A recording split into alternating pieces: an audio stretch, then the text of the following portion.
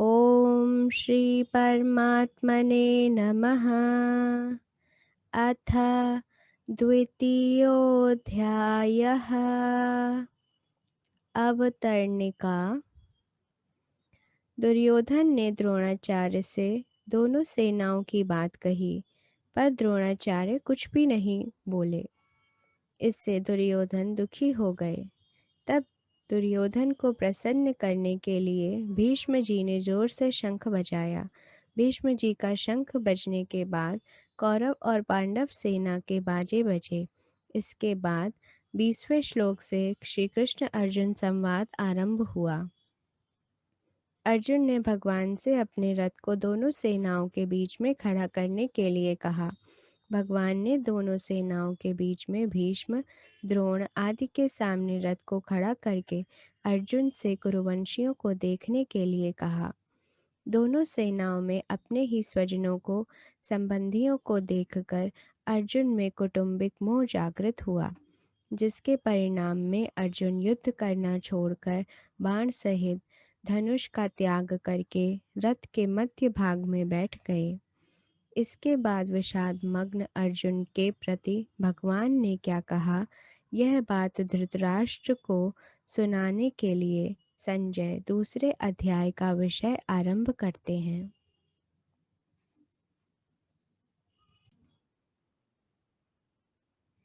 संजय उवाच। तन् तन् तथा तथा कृपया कृपया विष्टम विष्टम अश्रु। यहाँ पे आधा म है और पूरा आ, तो आधा म इसके साथ जाएगा विष्टम के साथ, और जो आ है वो इसके साथ आएगा। अश्रु अश्रु पूर्णा पूर्णा कुलेक्षणम कुलेक्षणम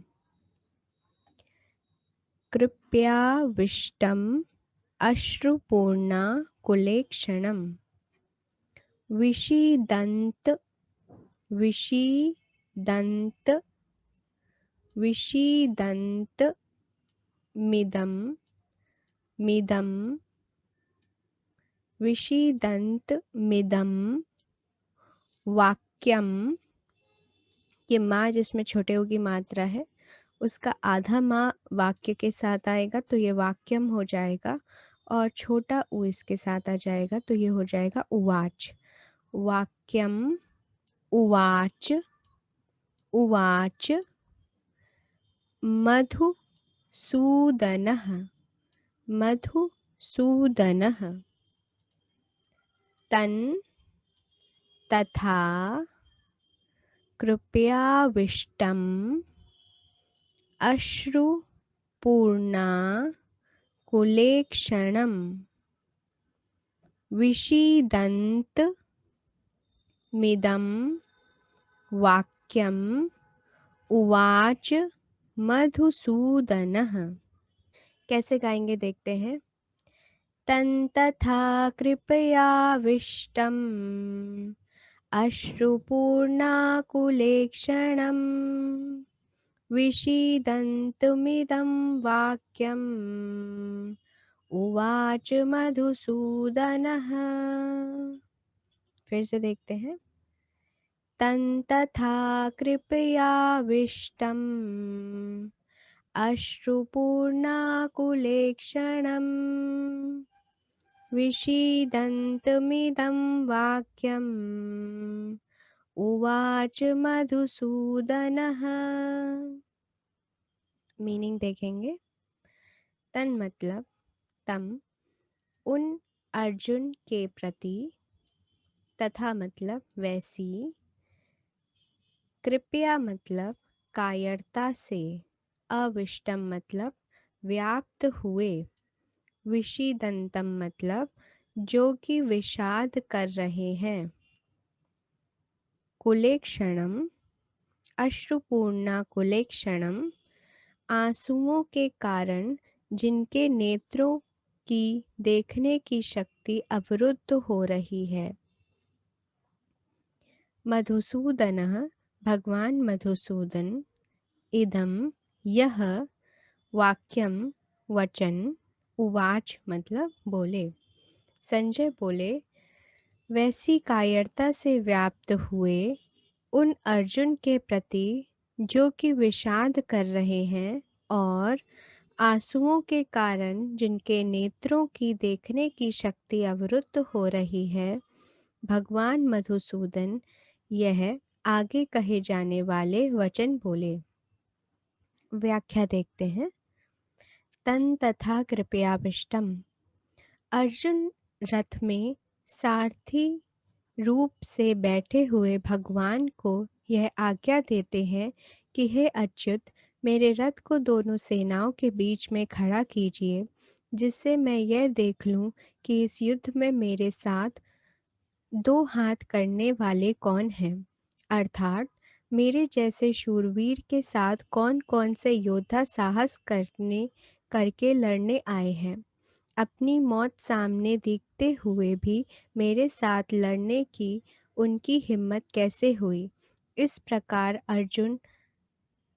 इस प्रकार जिस अर्जुन में युद्ध के लिए इतना उत्साह था, वीरता थी, वह ही अर्जुन दोनों सेनाओं में अपने कुटुंबियों को देखकर उनकी मरने की आशंका से मोहग्रस्त होकर इतने शोकाकुल हो गए हैं कि उनका शरीर शिथिल हो गया है, मुख सूख रहा है, शरीर में कपकपी आ रही है, रोंगटे खड़े हो रहे हैं, हाथ से धनुष गिर रहा है, त्वचा जल रही है, खड़े रहने की भी शक्ति नहीं है रही है और मन भी भ्रमित हो रहा है। कहाँ तो अर्जुन का यह स्वभाव कि न दैन्यम न पलायनम, और कहाँ अर्जुन का कायरता के दोष से शोकाविष्ट होकर रथ के मध्य भाग में बैठ जाना। बड़े आश्चर्य के साथ संजय यही भाव उपयुक्त पदों से प्रकट कर रहे हैं। पहले अध्याय के 28वें श्लोक में भी संजय ने अर्जुन के लिए कृपया पर्याविष्टः पद का प्रयोग किया है। अश्रुपूर्णाकुलेक्षणम। अर्जुन जैसे महान शूरवीर के भीतर भी कौटुंबिक मोह छा गया और नेत्रों में आंसू भर आए। आंसू भी इतने ज्यादा भर आए कि नेत्रों से पूरी तरह देख भी नहीं सकते। विषीदन्तमिदं वाक्यम उवाच मधुसूदनः। इस प्रकार कायरता के कारण विषाद करते हुए अर्जुन से भगवान मधुसूदन ने ये आगे दूसरे तीसरे श्लोक में कहे जाने वाले वचन कहे। यहाँ विषीदन्तम उवाच कहने से ही काम चल सकता था। इदम वाक्यम कहने की जरूरत नहीं थी, क्योंकि उवाच क्रिया के अंतर्गत ही वाक्यम पद आ जाता है। फिर भी वाक्यम पद कहने का तात्पर्य है कि भगवान का यह वचन, यह वाणी बड़ी विलक्षण है। अर्जुन में धर्म का बाना पहनकर जो कर्तव्य त्याग रूप बुराई आ गई थी, उस पर यह भगवान वाणी सीधा आघात पहुंचाने वाली है। अर्जुन का युद्ध से उपराम होने का जो निर्णय था, उसमें खलबली मचा देने वाली है। अर्जुन को अपने दोष का ज्ञान कराकर अपने कल्याण की जिज्ञासा जागृत करा देने वाली है। इस गंभीर अर्थ वाली वाणी के प्रभाव से ही अर्जुन भगवान का शिष्यत्व ग्रहण करके उनके शरण हो जाते हैं। दूसरे अध्याय का 7वां श्लोक।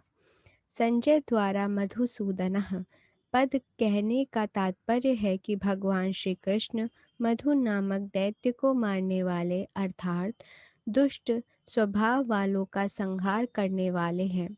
इसके लिए वे दुष्ट स्वभाव वाले दुर्योधन का नाश करवाए बिना रहेंगे नहीं।